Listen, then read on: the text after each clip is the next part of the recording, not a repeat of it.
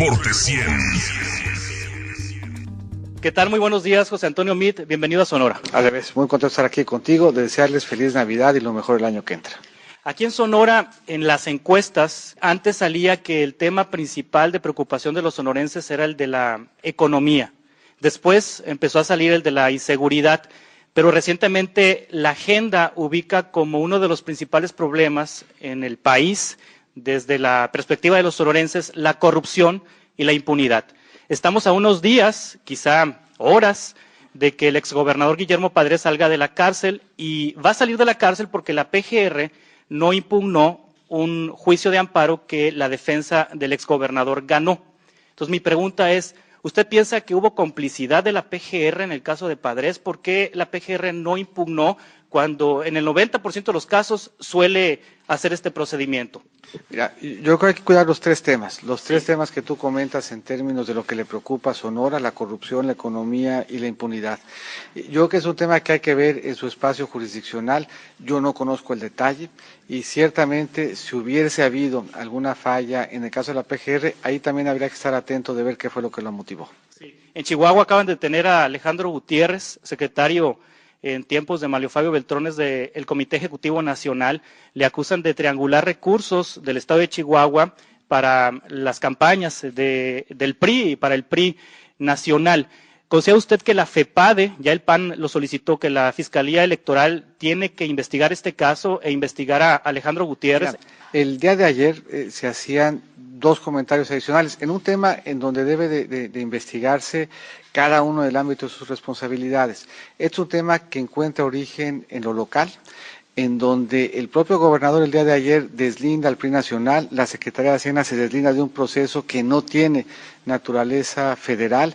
Este y todos los casos deben ser investigados a cabalidad, pero ambas instituciones, ayer Hacienda y en voz del gobernador de Chihuahua, el PRI, han sido deslindados de este proceso. Aunque el gobernador de Chihuahua lo dijo antes de que anunciara después él mismo en Twitter que había capturado a un funcionario, un exfuncionario del PRI. En un proceso local, Sí. al que habrá que darle seguimiento, al que habrá que estar atentos, y ese, como todos los casos en donde medie un posible ilícito, tiene que ser investigado en México. Sí. Jorge Ramos escribió hace un par de semanas, bueno, cuando recién usted aceptó usted la precandidatura del PRI a la presidencia de la República, que a usted no le iba a creer hasta que dijera claramente si va a investigar a Peña Nieto. ¿Va a investigar usted a Peña Nieto? Mira, yo creo que, y lo he dicho en otras ocasiones, en el tema de corrupción tiene primero que mediar una voluntad absoluta y clara de que no hay un peso al margen de la ley, y en mi caso lo hay y lo avala toda una trayectoria.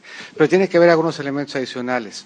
Tiene que haber transparencia donde hay opacidad, rendición de cuentas donde falta, y tiene que haber absoluta autonomía del Ministerio Público para investigar cualquier caso en donde se haya violentado la ley.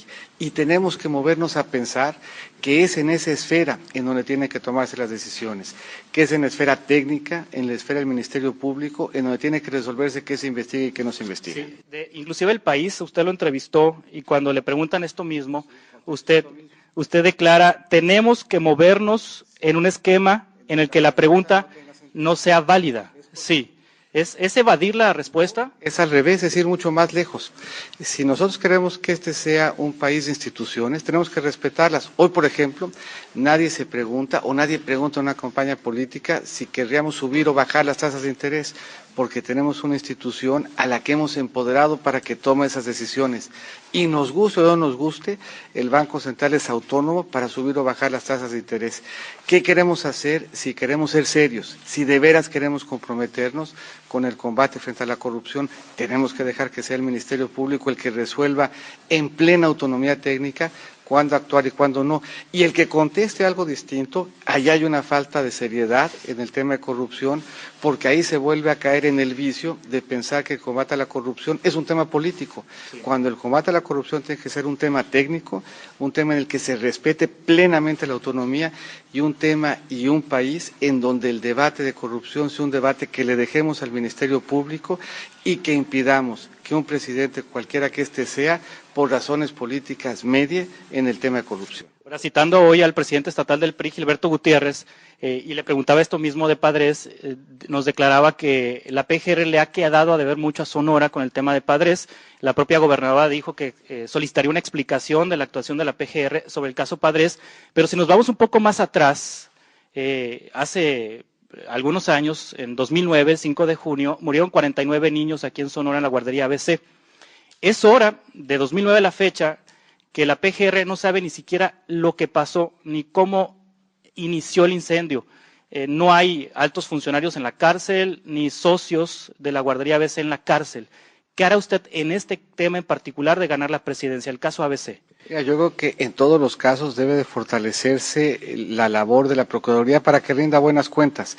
Y yo creo que cuando vemos una realidad, la que sea, que nos duela, que nos lastime y que nos ofende, tenemos que ver qué es lo que está fallando en las instituciones para cambiarlos. Y me parece que de cada momento, de cada incidente, en donde la sociedad sienta que se le quedó a deber, en donde la sociedad esté ofendida por una actuación de la institución, lo que hay que hacer es revisar la institución. Sí. En el tema de la seguridad, José Antonio Meade, ¿qué va a hacer con el ejército? ¿Lo va a mantener en las calles? ¿Va a seguir con él en las calles? Ahí me parece, y soy muy claro en ello, que la Ley de Seguridad Interior nos saca de ese debate. Sí. La Ley de Seguridad Interior nos mueve a hacer un planteamiento, a mi juicio, mucho más inteligente. Igual que en el caso de los desastres naturales, nosotros somos una federación integrada por estados libres y soberanos.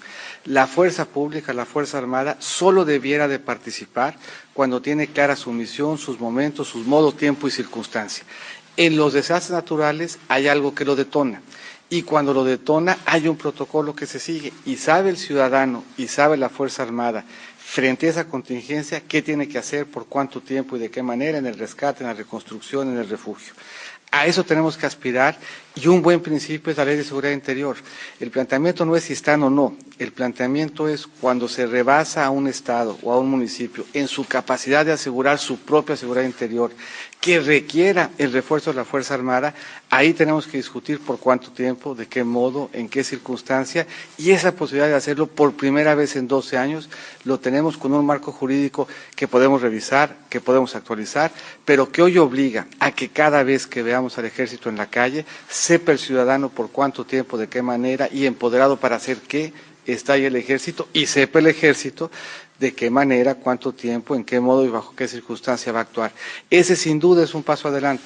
Llevamos 12 años en donde no teníamos ese marco normativo, hoy lo tenemos, lo podemos discutir, lo podemos revisar, pero sin duda es un debate mucho más constructivo, el de si está o no está, el de reconocer que cuando hay un reto de seguridad interior y hay la necesidad de llamar a las Fuerzas Armadas, le demos certeza al ciudadano de qué pueden hacer y le demos certeza a la Fuerza Armada de bajo qué tiempo, modo y circunstancia va a actuar. Finalmente le pregunto a las personas que votaron por el PAN en 2000, en 2006, que votaron por la alternancia y que la alternancia los decepcionó, a esas personas que votaron por Peña Nieto en 2012 y que Peña Nieto los decepcionó, ¿qué les dice?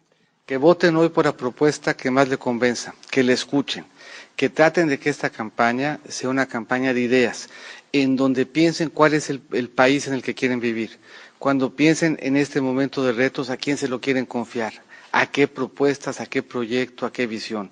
Y que eso, en un momento de transformaciones importantes, en un momento complicado en el mundo, piensen a quién le quieren tener confianza para que defina ese rumbo y los acompañen en los esfuerzos que hacen a diario.